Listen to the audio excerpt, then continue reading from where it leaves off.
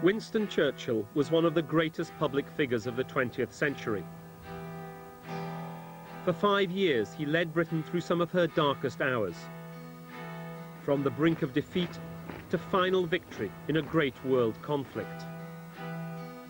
I've never known anyone more assiduous in pursuing what he believed to be the best interest of his country. But in the early 1930s, Churchill made a mistake that was to destroy his reputation, and which explains what is to many people one of the great mysteries of 20th century British history. It certainly hung round his neck the reputation of being a man of bad judgment, moved by passions rather than by reason and information. I think people thought he was a complete buffoon and that he had poor judgment. He was somebody who, you know, was very entertaining at the dispatch box, but usually very, very unreliable. He was usually very easy to defeat. We're all under the pressure of events. I don't think anybody could, in the course of his career, have done so much with all his genius and skills to harm and savage his reputation.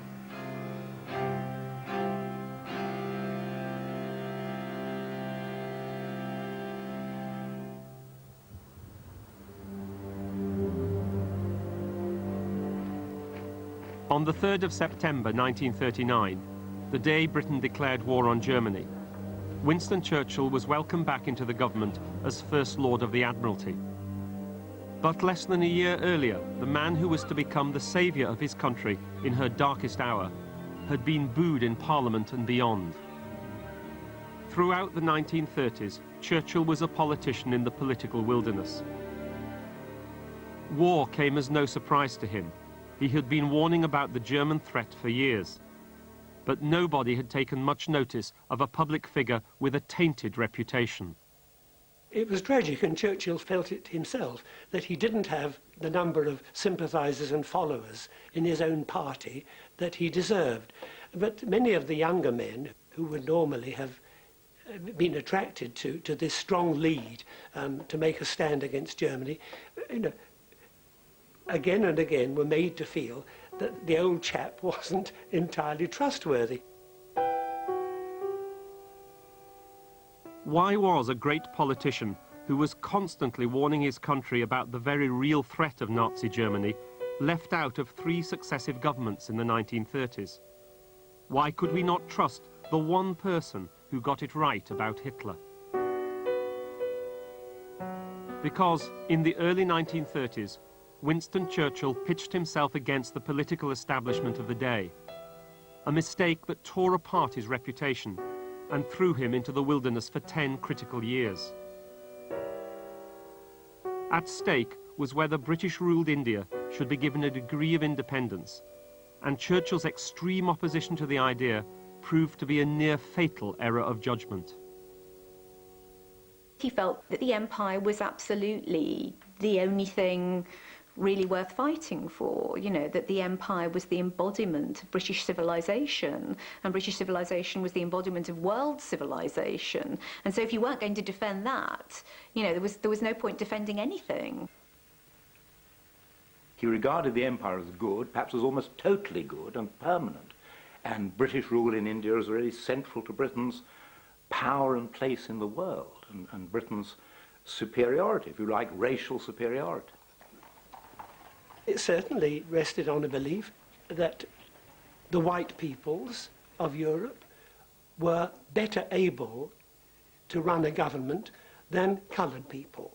Churchill was not a racist in the awful Hitler Nazi sense, but he did believe that the white people had a certain superiority, at any rate in terms of civilization. They were more advanced.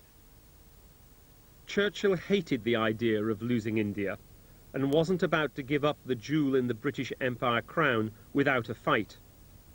But his battle to keep India British was to be his greatest political mistake.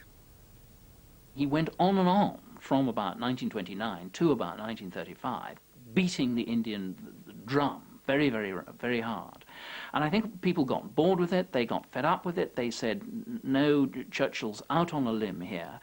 And the problem for the country was that it branded him as a Cassandra, you know, that his prophecies were unsound.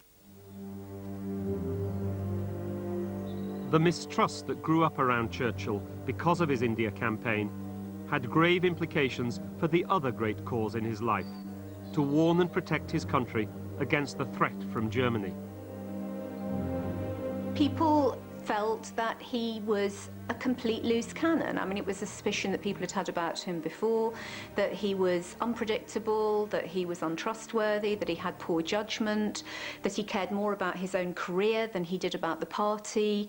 And I think that can only have damaged his reputation in a way that was very significant when he actually got hold of a cause that was justified later on, which was the rearmament cause.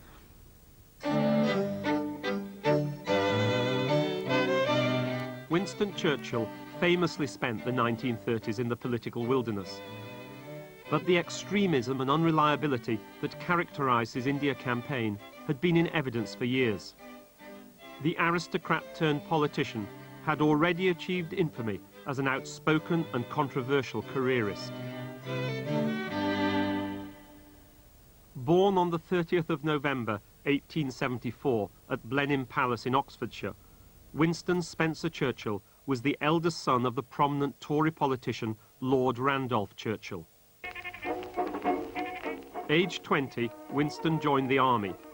He fought with the 4th Hussars against the Indians on the turbulent northwest frontier. During one period of intense action, he wrote, "I rode on my grey pony all along the skirmish line, when everyone else was lying down in cover. Foolish perhaps, but I play for high stakes, and given an audience, there is no act too daring or too noble." The young Winston was mentioned in dispatches for his courage and resolution. This period of fighting in India ingrained in Churchill the imperialist ideas that lay at the root of his great political blunder in later life. In 1899, he became a war correspondent. He reported the Boer War in South Africa and became a household name when he was captured. His account of a miraculous escape made him a national hero. But throughout this period, Churchill's heart lay elsewhere. Politics was his passion, and he wanted to follow in his father's footsteps as soon as possible. Other young soldiers were going to sleep in the afternoons or reading Ruff's Guide to the Turf. That was about as intellectual as they got. Churchill, on the other hand, was preparing himself for a political career. Things finally took off for Churchill in the 1900 general election, when he won the Conservative seat for Oldham. But he was soon causing trouble. A keen advocate of social reform, he was fed up with the staid policies of the Tory grandees.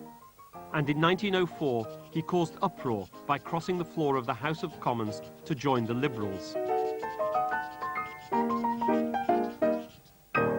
He had such confidence in his own judgment and such a willful determination to make his own mark irrespective of party connections that he seems to have thought that he could do it in whatever connection he was actually placed. He didn't think carefully about the political costs of what he was doing. From the beginning, Churchill demonstrated the failings of character, disloyalty, impulsiveness, impatience, that tainted his reputation so severely in the 1930s. Not only did he cross to the Liberal benches, which was very unusual to change party, but he turned on his former colleagues, friends, the people of his class, with tremendous savagery, wit, energy, zeal. He knew their weaknesses and foibles, he exposed them, and they couldn't stand that. Churchill did well with the Liberals, who came to power only a year later. But when the Tories finally returned to office after the First World War, his political career was brought to an abrupt halt. Nobody could forgive his betrayal of the party. People were beginning already to wonder whether Churchill was a sound fellow, whether he was going to be consistent. And really quite early on, after he crossed the floor and joined the Liberals, there were Tories saying, he'll be back. You know, he's going to re-rat. Having ratted, he'll re-rat. With the Conservatives back in power and the Liberal era over, Winston Churchill was now a political outcast, a politician without a party or a seat. In September 1922, he bought Chartwell, a manor house tucked away in the Kent countryside. His wife Clementine, who Churchill had married over a decade earlier, fell in love with the place immediately. I feel that we shall live there a great deal and be very happy. Churchill had no problem occupying his time at home, but what he really wanted was to be back in politics.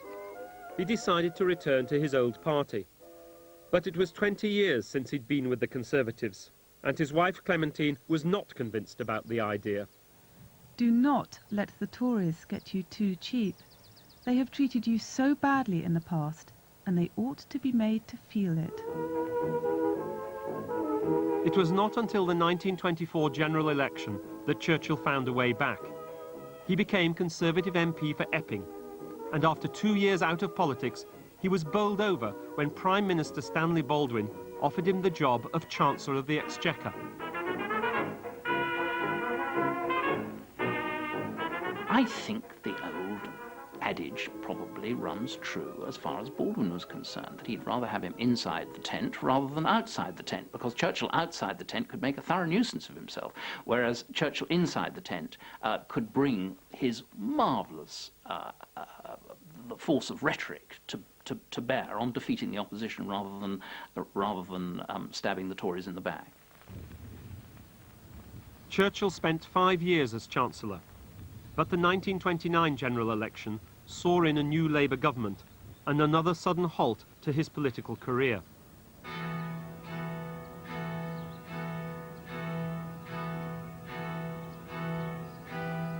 Age 54, Winston Churchill was not to see high office again for 10 years.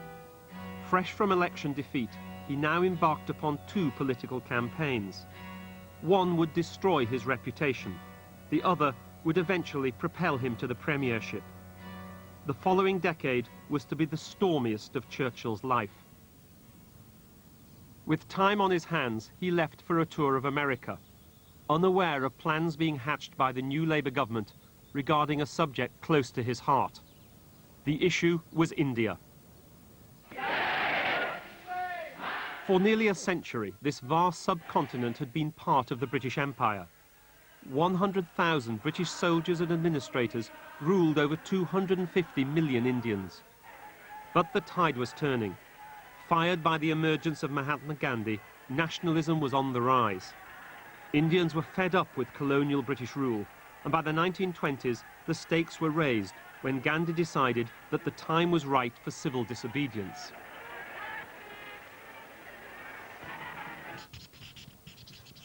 People like Gandhi and Nehru wanted India to achieve independence as a unified state, and so they wanted more power from the British to be given to them at the centre. They didn't want any more shilly-shallying around in the regions. They wanted more central autonomy, and that was where the idea of dominion status came from.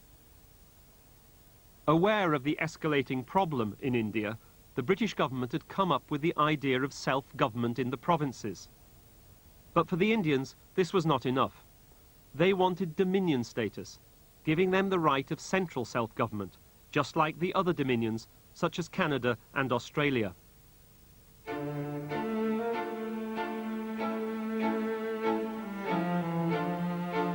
Gandhi's best friend in Britain was the new British Viceroy of India, Lord Irwin, later to become Foreign Secretary, Lord Halifax. Irwin, a staunch conservative, saw firsthand what was happening in India. He knew that negotiations with the Indian leaders were inevitable, and he had little trouble convincing politicians from all parties with his progressive ideas. Most Conservatives and all Labour people and all Liberals had come to believe that India must move forward towards dominion status. The older Victorian idea was out of date. You couldn't any longer sit with armed power on top of a people which was producing an educated middle class and the capacity to govern itself and the demand to govern itself. By the end of 1929, the news reached Churchill that plans to move India towards dominion status were well underway. Churchill was absolutely furious. He felt that it was a betrayal of everything that Britain ought to stand for. It was a betrayal of the empire. It was a betrayal of our duty towards the Indians themselves. What would happen is that if India got self-rule, it would fall to pieces as an entity. But I think basically it was a feeling that the British imperial position would be fatally eroded by this move. Only days after his return from America, Churchill wrote an article in the Daily Mail that marked the beginning of a 5-year campaign against his government's India policy. The idea that Home Rule for India, or Dominion status, or full responsible government for India can emerge from anything that is now being done, or inquired into, is not only fantastic in itself, but criminally mischievous in its effects. I think the problem was that he's a 19th century politician in a 20th century world. The difference, I think, between Churchill and these more moderate politicians was that they could see the writing on the wall. They could see that India was changing, Indian politics was changing, and you couldn't carry on governing it as you had in the 1860s and 1870s. And fundamentally, Churchill couldn't see that, or if he could see it, he wouldn't accept it. Churchill's views about India were formed over 3 decades earlier during his imperial adventures on the northwest frontier. He'd been in India in the Victorian times, and he'd seen India in its most imperial phase, and he'd been a soldier, and he'd fought in the wars which, as it were, established the frontiers of India. And his view of India was very much that Britain was there to stay, that Britain was the one unifying factor, the one factor that would preserve peace. Churchill was not about to stand by and watch Britain lose its hold on India. He pulled out all the stops and was even recorded by British Movietone News pleading his case for empire. Things are going from bad to worse. Great mismanagement and weakness are causing unrest and disturbance to 300 million primitive people whose well-being is in our care. Central to his imperialism and his blimpishness, or whatever one calls it, was his belief that once you had any evolution towards Indian independence, then it would break up, or there'd be a civil war, there'd be bloodletting, the Muslims would go their way, there'd be an independent Muslim state, Hindu, as happened. And that was really his nightmare. For I feel that the Indian danger will raise a crisis equal in importance to the greatest events in the history of Great Britain. Churchill's doubts, anxieties about giving India independence reflected the innate conservatism of a great number of people in this country.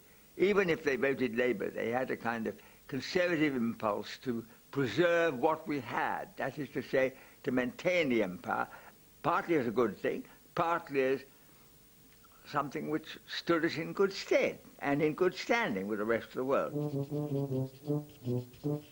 Churchill was to spend the next 4 years on and off the India campaign trail.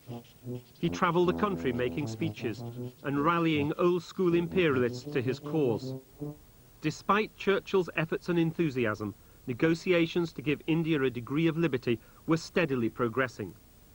By the beginning of 1931, a series of round-table conferences with British and Indian representatives were well underway, chaired by the new Labour Prime Minister, Ramsay MacDonald. Goodbye. God bless you. Thank you so much for the help you've given us and the nice things you said about it. Goodbye. Less than a year later, Anglo-Indian negotiations were given a further boost when Mahatma Gandhi agreed to attend another conference in London in September 1931.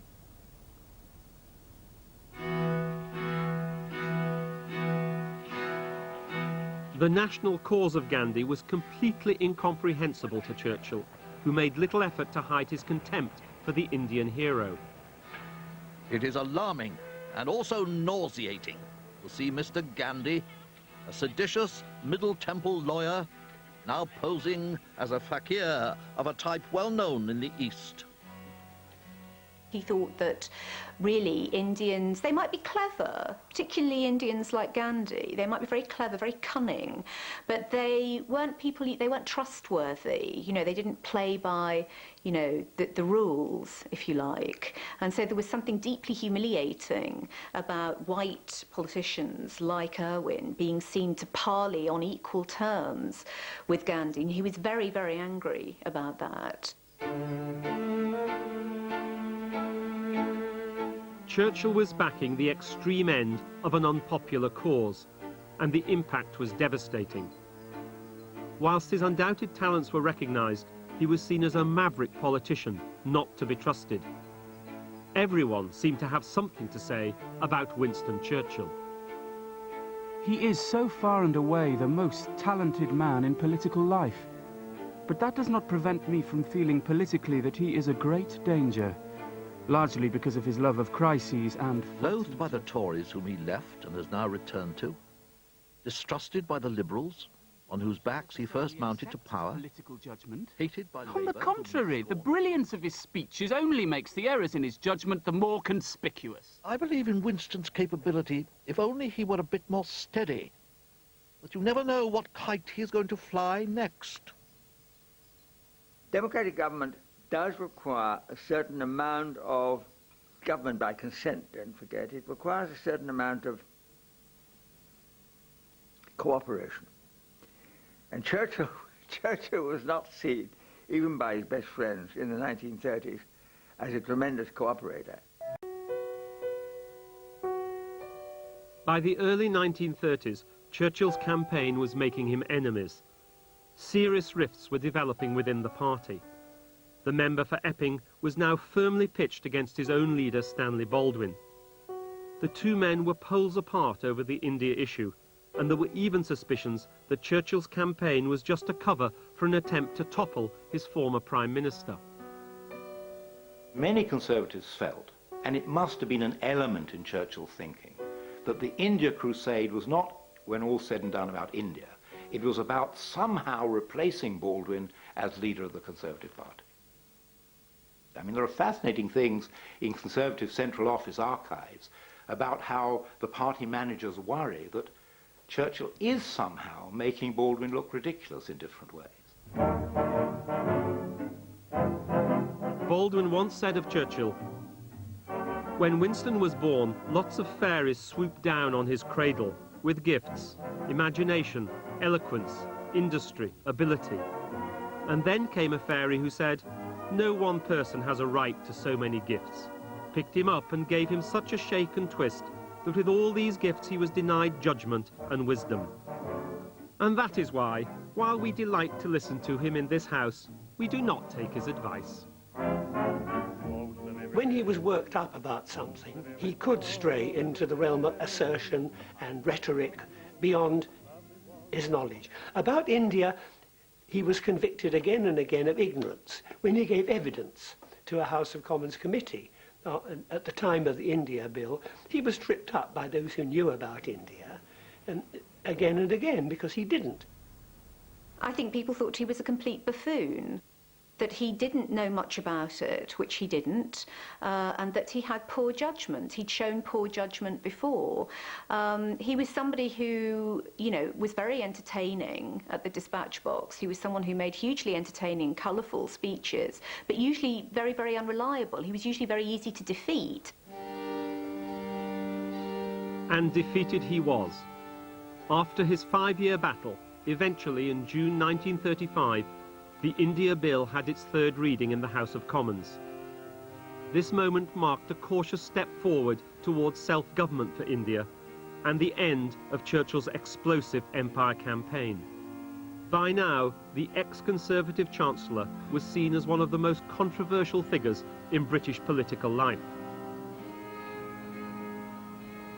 There's no doubt that his 4 or 5 year crusade against the India Bill damaged him in the minds of the very people the Conservative Party leadership and the Conservative Party rank and file, on whom he was to depend not only for support in anti-appeasement, but also to come into government. That was his ideal, to be at the centre. And they regarded him as unreliable, dangerous, frivolous, harmful to the party, which is a crime, and wrong. That same summer, Churchill suffered a further blow when Stanley Baldwin took over as Conservative Prime Minister. Baldwin did not include his former Chancellor on the front bench, and the cabinet door was, once again, closed on Winston Churchill. To believe that you could keep the British Empire going forever, that you could avoid giving India independence, was a tremendous mistake. On the other hand, it is possible to admire an opponent who disagrees with you, but disagrees with you passionately and is prepared to sacrifice their career for a principle that they believe in. Churchill's mistakes and misjudgments over the India issue proved a major handicap in his other great campaign of the 1930s.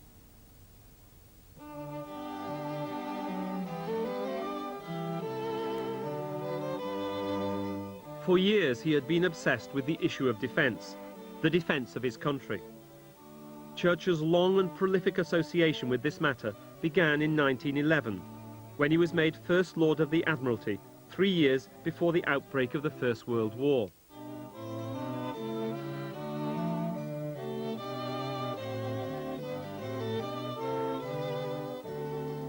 Now, he was a believer in deterrence. He always believed that if you have a strong navy, a strong army, and ultimately a strong air force, you will deter Germany. But it didn't happen in the First World War, and he felt, looking back, that it hadn't happened because Britain hadn't been firm enough in stating to the Germans, look, we will not tolerate your attacking France or whatever. We will not tolerate your aggression in Europe.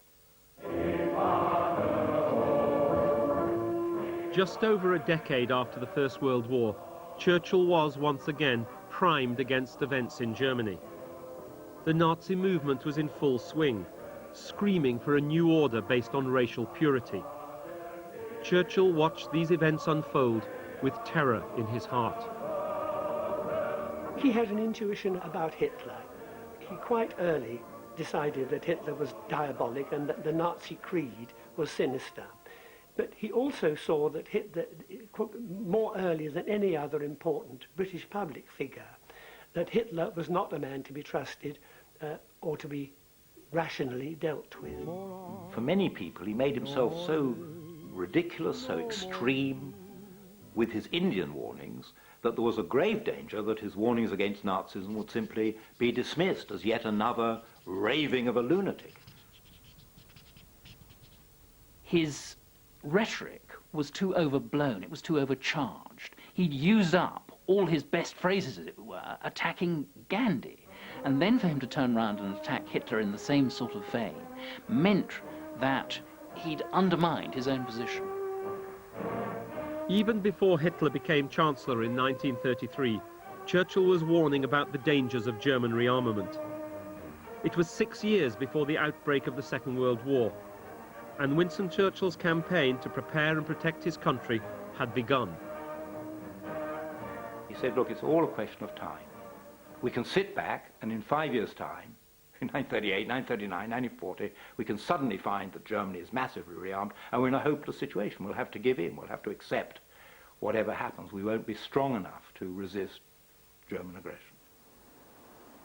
But Britain had suffered serious economic depression in the early 1930s, and the last thing the government wanted to hear about was Churchill's demands for more spending on defence.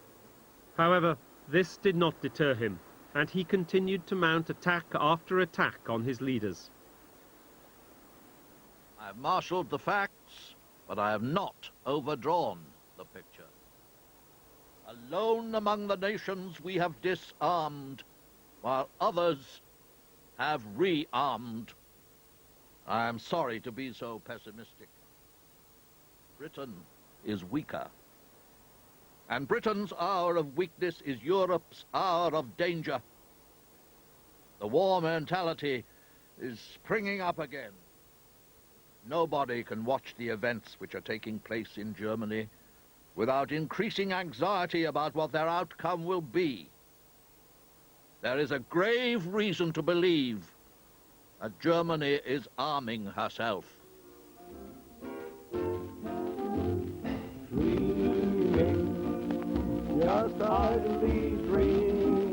Churchill's campaign to protect his country was winning him few friends.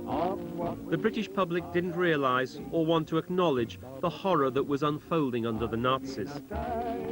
The memories of the last Great War were too fresh.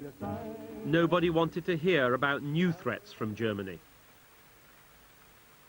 Pretty well every family in the country had members killed or wounded in the First World War. There were mementos of the First World War on every wall and mantelpiece in Britain. The slaughter had been enormous, and remember that even by 1939 it was nearer to the people in Britain than the Falklands War is to us now. It was a very recent event. Everybody knew somebody who'd been killed. Village war memorials were stiff with names. Everybody had lost someone. And the idea that you might be entering a far worse conflict, this time with bombs raining down on the civilian population as well as men in the front line, just could hardly be borne. You could hardly bear to think about it, that such a thing should happen. I'm world weary, world weary. Things were not looking good for Churchill. He was a politician with a tainted reputation, and, perhaps even more significantly by this point, one that was telling the British people what they didn't want to hear. I want an ocean blue, great big field, a bird's eye. This could well have been the end of his career. And I found a letter which he wrote where he says, effectively, you know, I've had my political career. I've done what I can do. There's no, Baldwin is not going to bring me in, so there's no point in my thinking I'm going to be in government again. But Churchill didn't give up. Driven by his obsession with Germany, he retreated to Chartwell, which soon became the nerve centre for Britain's movement against complacency and disarmament. Those who understood the reality of the Nazi threat knew where to go. And with them came much needed information. Right from the start, he appreciated the value of secret information, and he went on getting secret information from all sorts of sources throughout the 1930s. He was incredibly well informed about what was happening in Germany. So he was like the sort of spider in the middle of the web at Chartwell, getting all this information and using it as a sort of raw material for his great speeches in the Commons.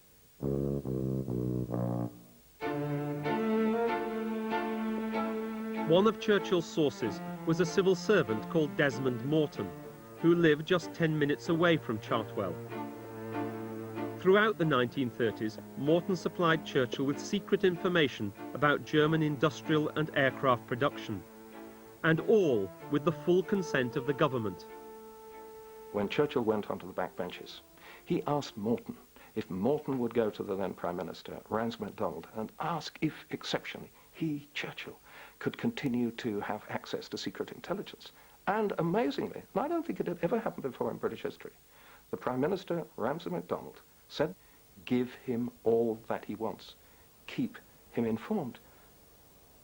People still did think of him as important. And it's noticeable that no fewer than 3 prime ministers all said that he must be given secret information about what the Nazis were up to. Even though he was in opposition, and even though he used that information as a stick to beat them with. Why did this happen? It happened because people recognized that in spite of everything, Churchill was a great man. By 1936, Churchill was ready to deliver his most famous attack yet on the government and his own party. On the 12th of November, almost 3 years before the outbreak of war, this speech was an extraordinary catalogue of ignored warnings and lost opportunities. Owing to past neglect, in the face of the plainest warnings, we have now entered a period of danger greater than has befallen Britain. I never would have believed that we should have been allowed to go on getting into this plight, month by month and year by year. Era of procrastination, of half measures, of soothing and baffling expedients, of delays, is coming to its close. In its place, we are entering a period of consequences.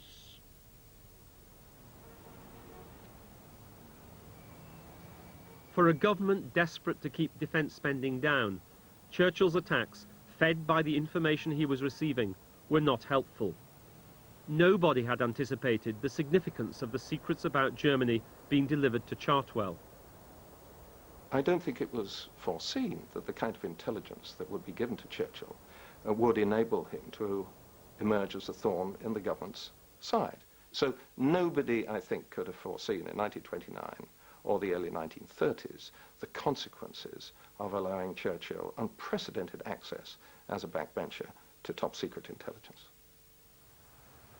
But just as Churchill's campaign seemed to be gaining momentum and credibility, he made another gross error of judgment, yet again pitching himself against the political establishment of the day. Britain was on the edge of a constitutional crisis. The new king, Edward VIII, was having an affair with an American divorcee, Wallis Simpson, and there was growing concern in Parliament about the royal liaison.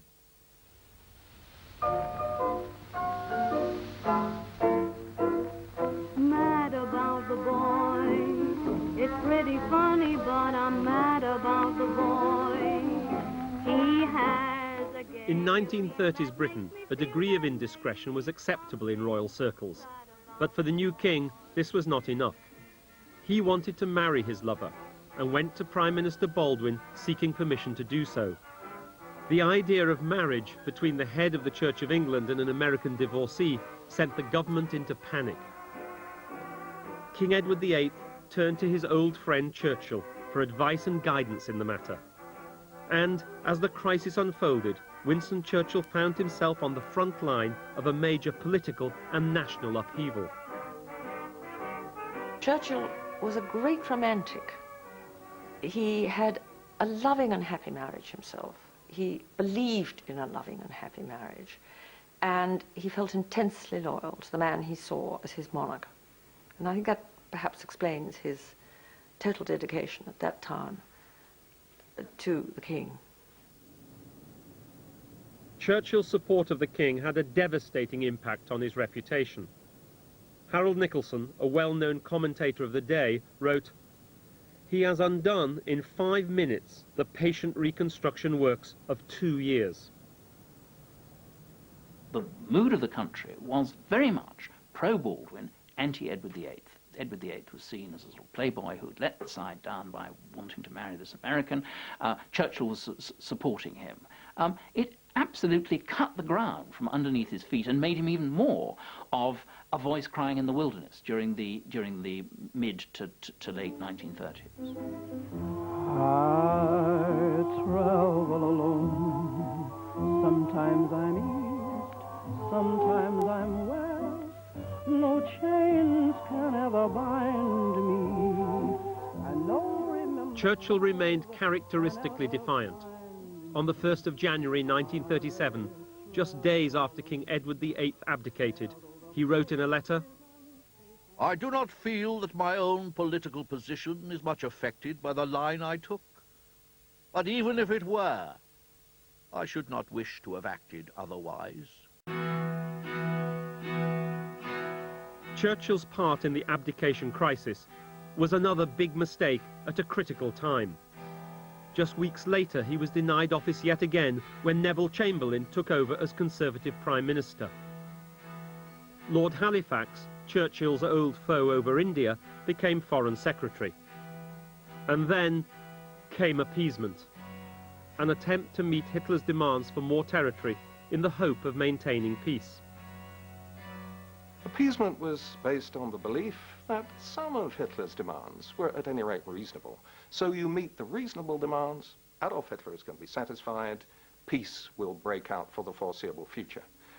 The thing that was wrong with it, of course, is that Adolf Hitler was a profoundly unreasonable person. There was no way that he could be satisfied.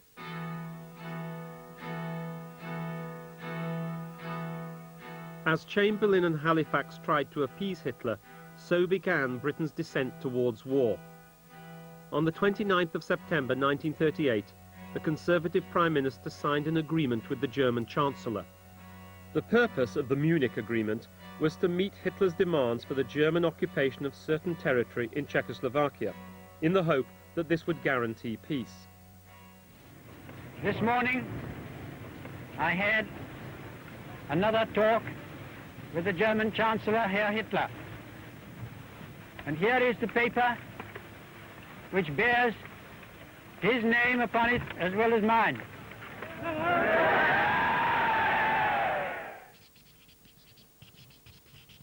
Chamberlain was declared the Prince of Peace when he returned from Germany.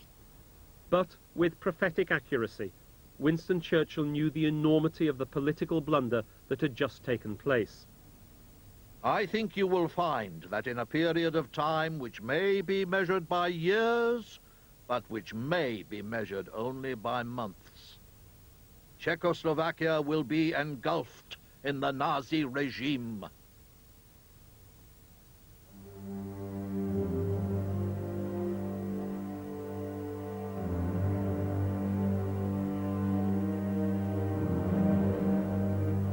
But it was Chamberlain, the Prince of Peace, not Churchill, who was telling the British people what they wanted to hear. Even now, less than a year away from war, Winston Churchill was still viewed by many as the hysterical maverick of the India campaign. Churchill is deeply unpopular in the country when Chamberlain comes back.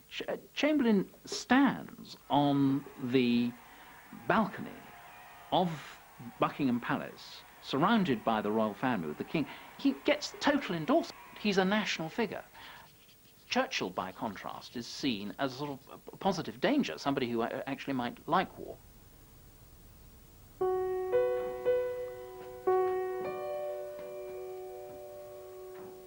The country may have been too frightened and naive to acknowledge Winston Churchill's words, but when Hitler made his move on Czechoslovakia in March 1939, the realization dawned. Hadn't Churchill warned the government about this in a speech only 5 months earlier? I remember asking one of Chamberlain's ministers how he had felt during one of Churchill's great speeches, the one after Munich, when he made this sustained criticism of the government's policy, which this minister, like the other ministers, had, of course, you know, they regarded Churchill as quite wrong. And he said, I suddenly discovered while I was listening to him that my palms were sweating. Because they somehow sensed this is not a game, this is not a crusade, as, if you like, the India had become. This is reality, this is our own future, this is our fate. It was not until the 3rd of September 1939, the day Britain declared war on Germany, that Churchill was finally brought back into the government. It was a decade since he had held office as Baldwin's Chancellor, 10 years spent in the political wilderness. For a man who had been in the 1930s so much at odds with his own party, so much out on the limb by himself, suddenly to come back in 1939 as First Lord of the Admiralty was remarkable. It's as if this body of respect for Churchill's military expertise and war capability swept back to push aside the 1930s oddities in his career and set them aside in an extraordinary way. You realize politics is an unpredictable business. It's nobody can ever plot the future in politics. And so it's a perfectly natural historical thing for a man held to have made countless mistakes and misjudgments, particularly by his opponents, should suddenly become the savior of his country. The force of personality that threw Winston Churchill into the wilderness was the very thing that propelled him so swiftly and decisively to ultimate power. And when the call finally came, the very people who had condemned him gave thanks for his return. One of the reasons why the British people had such enormous faith in him is they could depend on him to believe what he was saying. He'd paid the price of saying what he believed in for the 10 previous years, and that price was a very heavy one. It was being in the political wilderness. So back in power, they knew they could trust him. You can see the first part of Martin Gilbert's acclaimed biography of Winston Churchill tomorrow on UK TV History at 10 o'clock. Next, Churchill's first D-Day, the story of Gallipoli, and over on Documentary Next have I got 1992 for you.